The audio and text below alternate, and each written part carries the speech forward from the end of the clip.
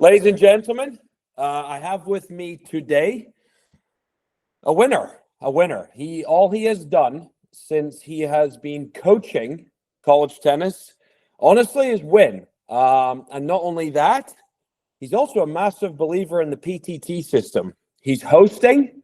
If you don't know, the PTT is coming to Penn, Philly in January, and also his entire team love to play PTT events. Rich, sorry for the long intro. How are we doing? Doing good, man. Been looking to get on here and chop it up with you, man. I'm pumped for today. That's a lovely picture in the background there of you and Mr. Keckley. Listen, we got to have at least one good-looking individual in this interview, and it's not going to be me. What is that? Do you guys keep in touch a lot? Obviously, you work together at San Diego. How's your relationship going with him? Yeah, I'm in touch with Kex every day, man. For better or for worse. I mean, he's one of my best, if not best, friends in the industry, and man, he's doing a hell of a job over there at USD. And I was just along for the ride for a few years, so I was happy to be part of that. I'll say this: Kex sends me a few voice clips. He sent me one the other day, and it was one of the best of all time. It really fired me up. So, Kex, if you're listening, I appreciate that voice clip. Rich, just quickly looking at your background here. For those that don't know, Rich was at Amherst College, which is actually quite unique because you don't often see Division III coaches moving into Division I. Nothing against Division III whatsoever. It's an incredibly high level as well, but you just don't see it that often. So from there, Rich went to University of San Diego. Then he went to Columbia, then he went to USC, and now he is the head coach at Penn. Just briefly, Rich, tell us a little bit about anything coming to mind about your background and experience, and anyone you want to talk about in that time frame. Yeah, I mean, listen, originally from New York, have two younger sisters. All three of us played college athletics. One sister played field hockey at Brown. Other played lacrosse at Franklin and Marshall. So an academic and athletic family. Just to give a little background on Amherst College, top Division III school in terms of tennis, one of the elite universities also academically. There's a lot of overlap, I would say, between guys who are seeking Ivy League offers. And then if you're not able to get that offer, that's kind of one of the routes that you're going. So you're getting, and sometimes you just want, guys there that want to be a big fish in maybe a smaller pond. So you do get high quality players. I was there with Todd Dobler, who, besides Amherst, spent a ton of time in Division I, was assistant coach at Notre Dame, head coach at Penn State, and associate head coach at TCU. So again, and what I'll say is something I'm big on is relationships.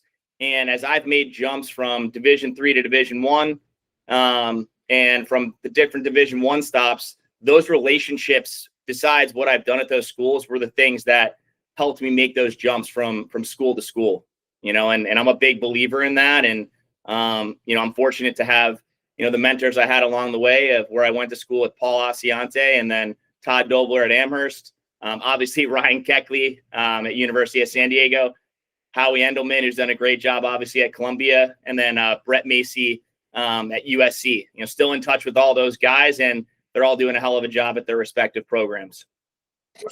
So one of the things that I think you do a good job of is you like to recruit.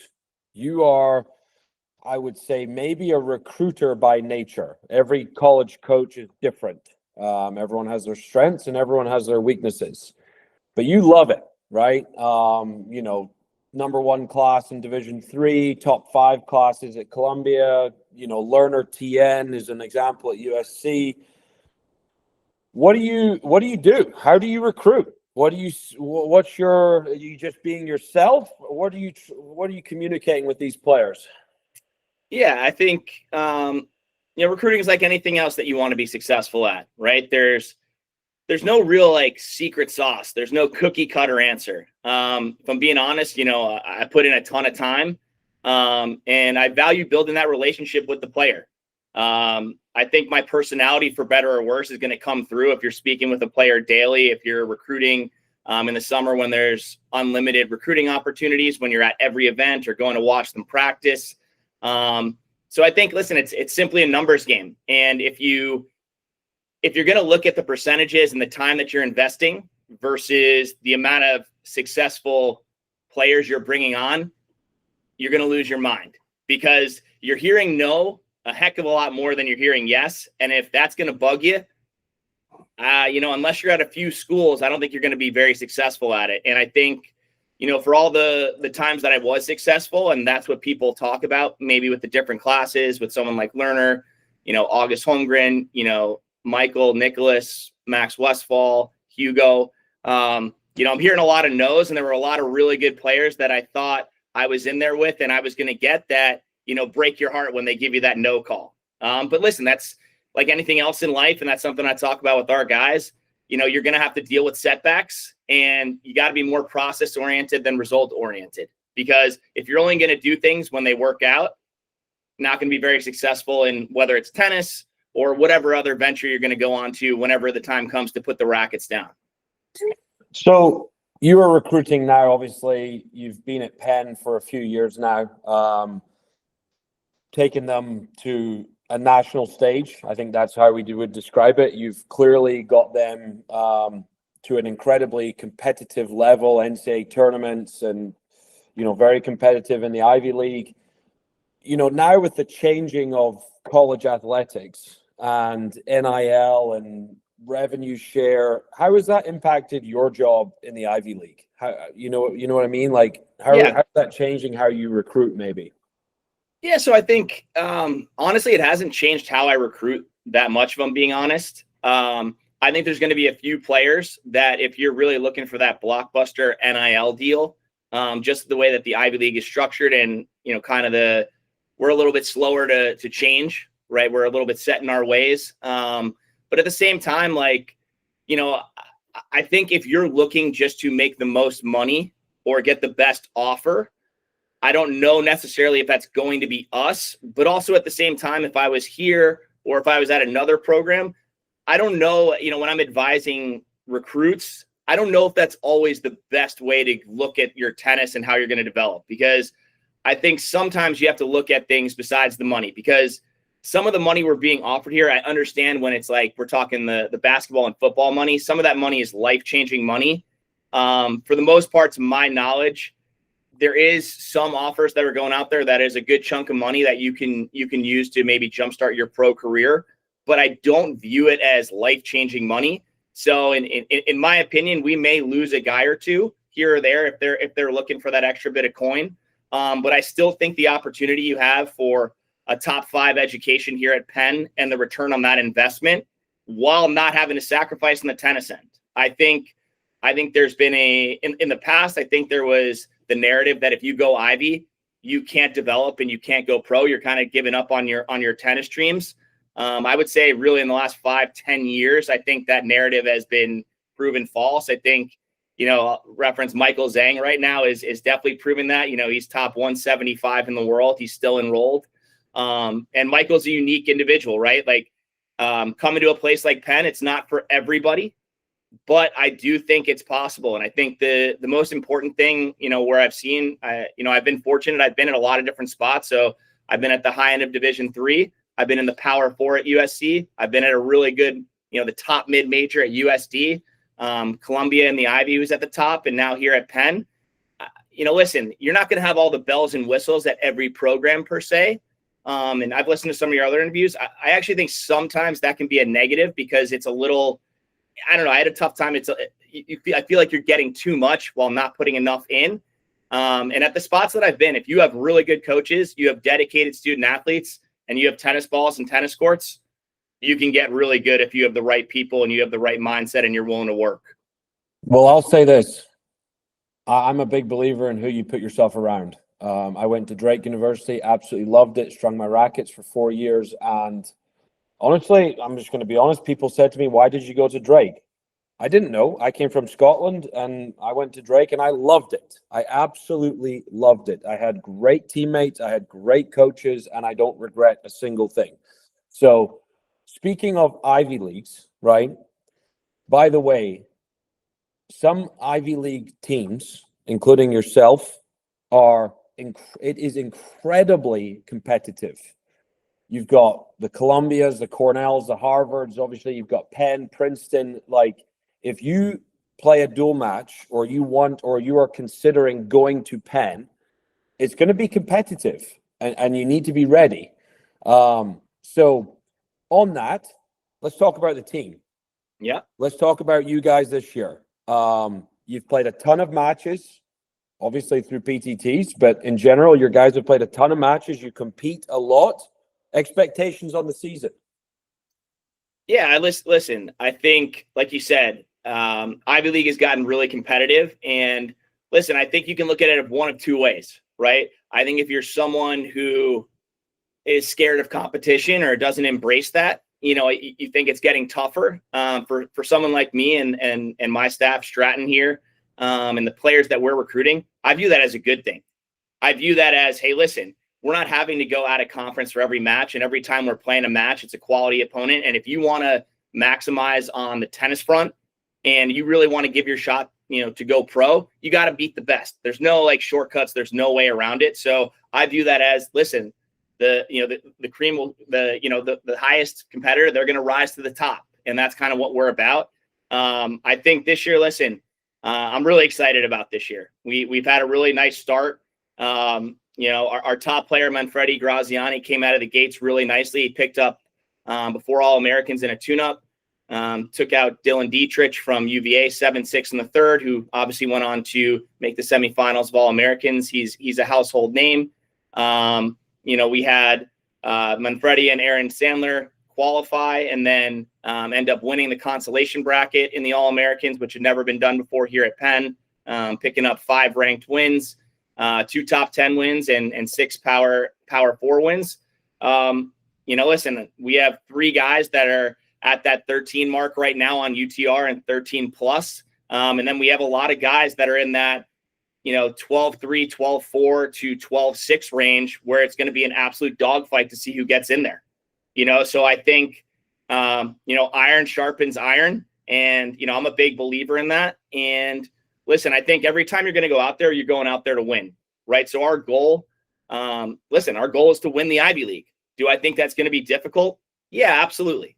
Right. It's really good competition. The margins are narrow, and, and I don't say that lightly. Do I think we're necessarily the favorite on paper? No. But do I think that we're on paper, have we really closed that gap between where we were 2 and 3 years ago, and where the top is? Yeah. I really think we're right within striking distance. And listen, if you're just going to go, I think UTR is the most accurate rating system and barometer, right? It's the first thing I look at in anything I'm doing recruiting wise. It's the first thing I do.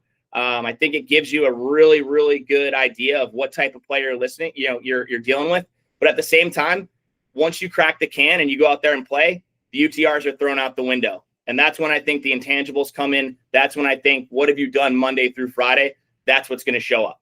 And as much as I'm a guy I like to be in control of everything. As much as I want to think that I'm impacting those matches on match day, more than, I'm going to be a deciding factor. At the end of the day, the work we've put in leading up then is going to decide that. And our guys are the ones winning the matches. The fact that we've been able to elevate the program these past few years and have had some really nice results early on here. Stratton and I can put them in winning positions, but those guys are the ones winning the matches. So I give them all the credit. You guys have always played good doubles. How do you train and how do you prepare your guys for doubles? What do you do? Yeah, listen, I'm not to give away any secrets. I don't think there is any secret sauce again. Listen, got to do the basics well. First serves, you get a racket on the return, put it in, right? Take over the middle. When you can, come join your partner at net. Right. I'm not saying anything that's that's earth shattering. Right. I'm not reinventing the wheel, but also I think we're people that we're a volume team. Okay. I'm a volume guy. We're going to rep it out. So it almost becomes, second nature. Right. In those pressure moments, if there's so many different things going on, there's so many good players, there's fans, there's umpires, there's so many different things going on. I think if it's not second nature and it's not programmed correctly, I think it's going to break down. So I think you just have to train it and rep it out. And obviously there's strengths and weaknesses of guys, and we're going to set up our guys to, be able to show off those strengths and try to limit those weaknesses. But at the end of the day, you got to do the basics well. There's no shortcuts. By the way, a lot of these questions are, yes, okay, everyone can listen and learn more about Rich and learn more about the program, but also for me, like when I was coaching at Tennessee, I told the guys, I said, we're playing Penn. I think it might have been kickoff weekend. It might have been early in the season. I said, we have to be ready from the start because they played really good doubles. And I think we may have lost the doubles point one time. I can't remember. Listen, as much as I'd like to take credit for it, we had a couple match balls there on one against Shun and Piachanka, and we didn't get it done. We lost 7-5 in a breaker. But listen, that's what college tennis is about, man. You got to get those fine lines. But it was in an unreal atmosphere. Love competing. What does Penn have? How do you separate yourself from other Ivy League schools? You have a player. His name is John. He's a 12.5 UTR. And he's considering 3 other Ivies. Yeah, Why so Penn? I think listen. I think one thing I'm a big believer in is I'm not a big negative recruiter. So I think like the first thing is right, like any of those choices, right? If you're deciding between schools of that level or a lot of the schools that I've been at, there is no like wrong decision, right? Like wherever you're going to go for the most part, like it's not like if you go with A, your life is great, and if you go with B, you made the wrong decision. But I think one thing is the people here. Myself, Stratton Gilmore, right? He's my assistant. Met him at a tennis academy, where they teach great base fundamentals. We met when I was 18, and he's probably 14 or 15. That's where that relationship started.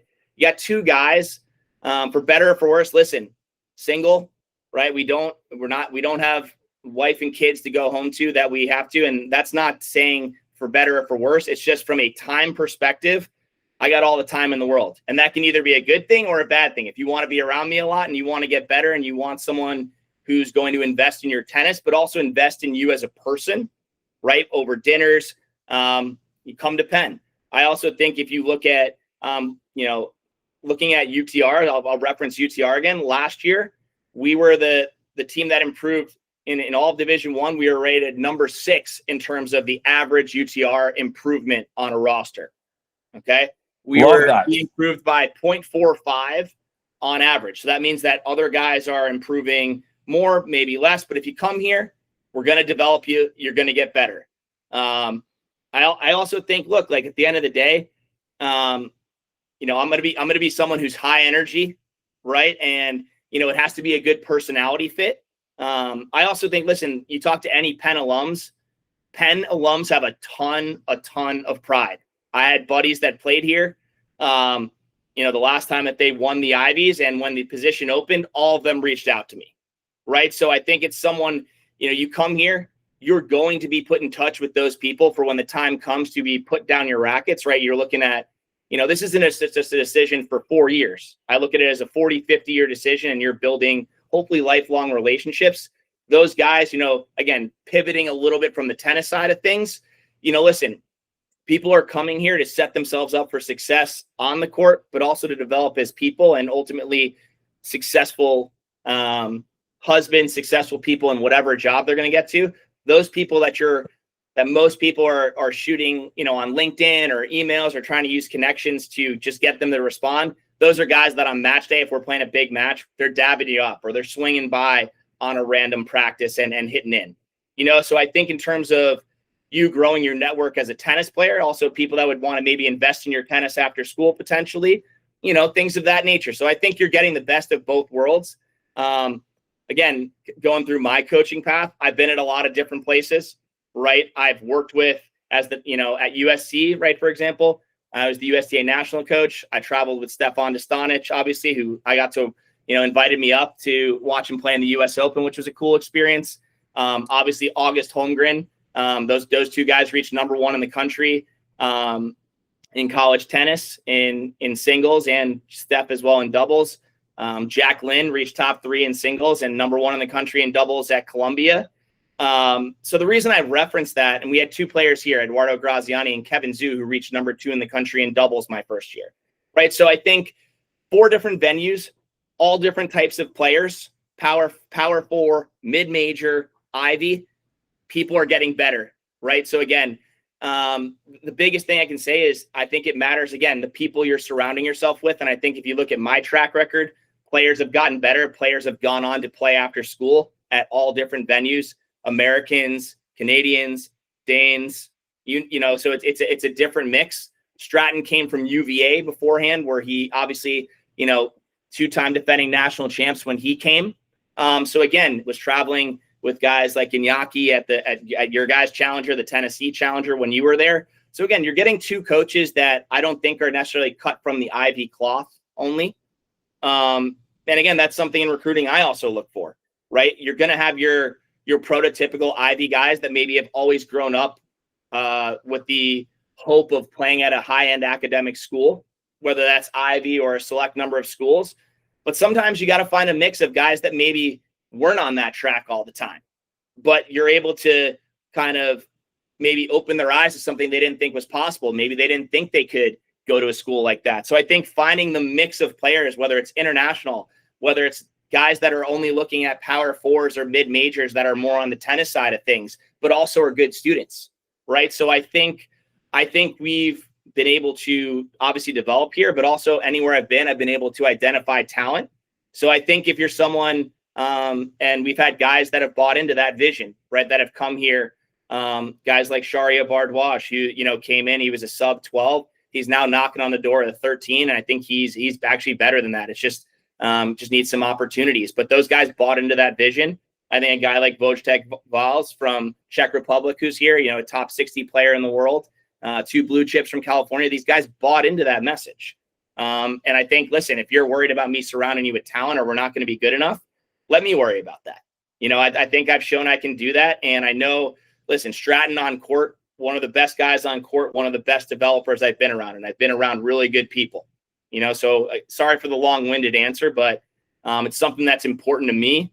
And I think it's also one of those things, if you talk to anybody, whether that I recruited, whether they ended up coming and we continue that relationship beyond, or someone that even maybe chose another school, I feel like if you spend the time with me, you know, they always come away with a pretty genuine feeling, for better or for worse. And, you know, we're going to be invested in you. That's the biggest thing I can say. No worries on the long answer. I think if anyone's listening, or if you're a recruit listening to this, I think you can hear the passion. I think you're going to improve. It's almost a guarantee that if you genuinely love the game of tennis and you want to listen, you're going to improve. If you don't want to play a lot, though, I would say don't come here. There we go. Right. And that's why I do this. I want honesty. Right. Speaking of honesty, how do your practices look? What do you guys do? You obviously, you know, Ivy League, you've got school classes to balance, individuals, doubles, team practice. Yep. What do you do? So I think, listen, you know, we both Stratton and I have been in a lot of different places, programs that have done it all individually, programs that have done a mix, and programs that have done like pretty much all team. So we've kind of, you know, in my eyes, we've kind of taken what we have determined to be the best of both worlds. So guys are typically doing individuals in the morning 2 to 3 times a week, right? That's around their class schedule. In addition to that, we offer, you know, we're not going to just do one team, like big team practice. We'll do that maybe on Friday and Saturday, because I do think there is a team aspect to it that gets lost. And you need to build that culture, and you need that competitiveness with everyone around. I think that's a big thing. But we'll usually break it up into 2 separate practices, right? So 2 to 3 hour blocks, 2 of them. We have 2 coaches right now. We had 3 last year. We're bringing on another one. So that means with our roster size of 10 to 12 in 2 practices, you're anywhere between 4 guys in that practice or 6 guys in practice. Do you have a roster limit or no? We do not have a roster limit, but we're always going to be in, like, I don't have a roster limit in terms of like with, you know, what came out of the settlement, because we didn't opt into that settlement, but we are capped internally. So we'll be in that 10 to 12 range, you know, depending on the year. I also think that's a good number. I think it's a healthy number where you have guys that are going to support one another. And if you have injuries, you're not so thin. But I also think, if we're going to sell development and attention, given to individual guys, I think if you're going beyond that, as much as you'd like to give all these different players opportunities, realistically, I don't think you can, from a numbers perspective. So in each of those practices, you're going to have, two right now, but 3 coaches looking ahead to next week for 4 to 6 players, So now in that practice, that could be whatever we're focusing on. You're going to be with someone that's working on something similar to them, right? We're not going to just do, hey, everyone's doing this. Other than our dynamic warm-up that everyone does together, everything is individualized. But I would say at least half of those practices, you got to compete, right? So, and Friday and Saturday, you're going to compete. And I don't want to hear about, well, I'm working on this. No. We're working on that in your individual time, or if we carve that out in a specific team practice with one of the coaches. Once we're competing, even if that's just in a drill setting, right, where you're just playing points or it's like a controlled pattern drill, once you're competing, find a way to win, right? I don't want to hear about I'm working on this. And that doesn't mean we don't value development, right? We're going to work, and listen, we'll do as many individuals as you want, and we'll spend whatever time individually with you working on those things. But once you're competing, you got to compete, because that's also a skill set. Winning is a skill set. Learning how to problem solve when it feels like everything is going wrong is a skill set. And ultimately, with the amount of matches these guys are playing, both in college and out of college, there's no way you're going to be feeling good most days. So how do you problem solve is also a skill set, the same way that breaking the sideline with your forehand from the C position might be. So now I see why your guys play so many PTT events. You Matches, want them, baby. You want them competing. Yeah. And also, I heard someone, I think I heard Drake say this. Listen, in college, you're going to have a week, whether it's a weekend, whether it's indoors, ECACs, whatever the event might be. You might have a match where you play really well or you play poorly and you lose. How do you respond? How do you regroup, right? A lot of the things that, we're big on and I'm big on here is, hey, expect adversity, right? That's a life skill, right? Not what happened, right? Everyone knows what happened. Don't tell me what's wrong. What are we going to do to problem solve? How do we respond, right? And those are the things that I see, and I've seen at all the different programs and the people that we've competed against and the guys that have been most successful in our programs and our program here. The guys that are most resilient and are most willing to respond to adversity in the best way are successful. Just on that note, there's a PTT, like I said, coming to Philly for the first time ever in January, 2nd or 3rd week. I don't have it in front of me right now. I'm trying to get up there, but coaches got a spot for you right on the couch, man. Coaches like Rich, it's very appealing to them to get one of these PTT events on their home courts. An added bonus is if you can do it either right before the fall, right before the spring season starts, to truly get an idea of where your team is before the season begins. So, how will you approach that? Each guy will play one match a day.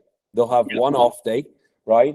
How will you do that? Will you watch film with them after? Will you work on something after their match if they ask you to? Are you going to do things in the morning? What will you do that week around the PTT? Yeah, so around the PTT, one, I think the film is a great thing, right? I think for better or for worse, I think everyone likes watching themselves when they win. When you lose, though, that's when you actually can learn a ton, right? So I think having the film is great. The coaches will be right here, right? We're going to be watching these matches because I do think there is something to having live eyes on your players. And I think one thing that we're trying to do, and like I said, we're a volume team, but also making sure that our guys are, especially our top guys that are going against, that are maybe their skill sets are kind of where they need to be, and we need to prioritize them maybe being mentally and physically fresh, is managing them properly. So I think it depends on where guys are at physically and how many matches they've gotten in over break leading up to then.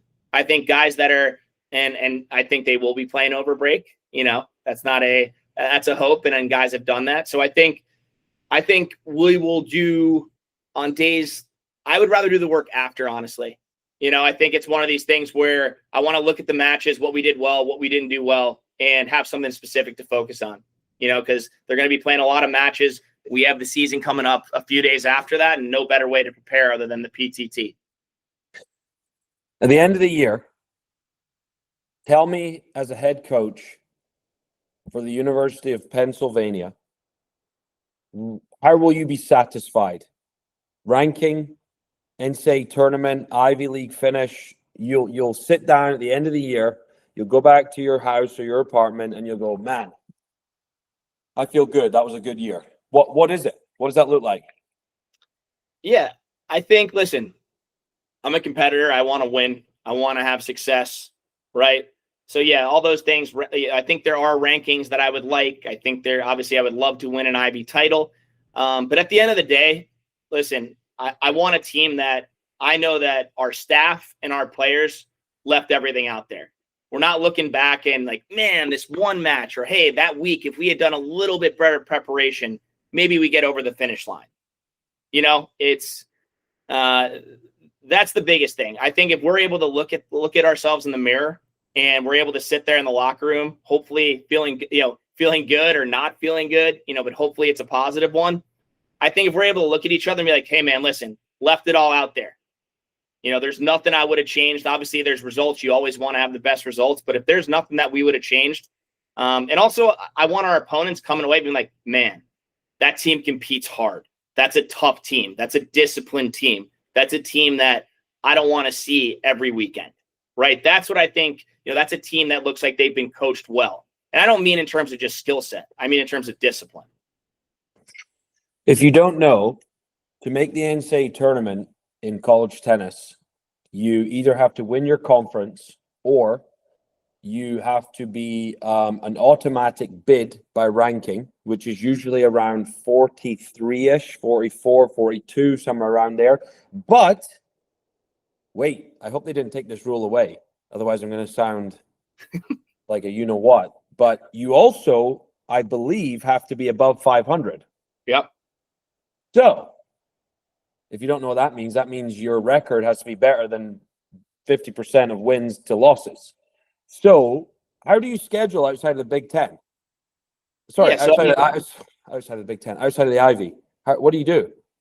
Yeah, so listen, we it's a rankings formula, right? Like, it's not like there's any surprises, right? So I have things in a spreadsheet. I have relationships that I've made over the course of time, and we're targeting, we're targeting teams based on what we need. I think I'm also in terms of, listen, we've played the likes of Tennessee, we've played UCLA, we've played Pepperdine. We'll play a lot of the top mid majors. We're playing Oklahoma State. So I think it's all targeting teams in that, honestly, for us, like that 30 to 60 range. We will have teams that are in that 10 to 20 or higher. But I think where we're at right now from a rankings perspective, that makes the most sense. I'm also a big doubleheader guy.